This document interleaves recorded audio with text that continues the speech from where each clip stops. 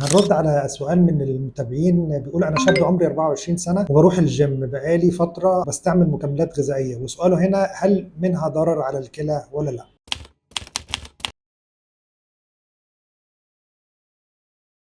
طبعا هو ما ذكرش هنا ايه المكملات اللي بيستعملها، لكن خلينا في عجاله سريعه كده اقول لكم اشهر المكملات اللي بيستخدموها الناس اللي بتروح الجيم. اشهرها اللي هو البروتين باودر او الواي بروتين، وده بيستخدمه علشان يزود الكتله العضليه. طبعا لو وظائف الكلى كويسه مفيش منه ضرر على وظائف الكلى، لكن البروتين بجرعات عاليه لو عندنا قصور في وظائف الكلى ممكن يؤذي الكلى، فنتجنبه لو في مشكله عندنا في الكلى. تاني حاجه اللي هو الكرياتين، بيستخدموه عشان يكبر الكتله العضليه ويحسن اداء العضلات. طبعا هو بيتحول لكرياتينين داخل الجسم، وده ماده مش مضره، لكن في بعض الحالات من الباودر ده او المكمل ده اللي فيه كرياتين ان هو ممكن يعمل زي التهاب في نسيج الكلى، فننتبه لو احنا بنستعمله، لو ظهرت علينا اي اعراض غريبه نوقفه على طول. ثالث حاجه ودي ماده خطيره اللي هي الانابوليك سترويد او الحقن الاسترويد اللي بياخدوها علشان يكبروا الكتله العضليه. طبعا دي حالات كتيره عملت التهابات في نسيج الكلى وقصور في وظائف الكلى وزلال شديد، وانا شفت عندي ناس اكتر من حاله بقصور في وظائف الكلى شديد ومتقدم من الحقن المكملات اللي بتكبر الكتله العضليه. فننتبه من الانابوليك سترويد ونعرف ان هي ماده اذاها كتير جدا، ونحاول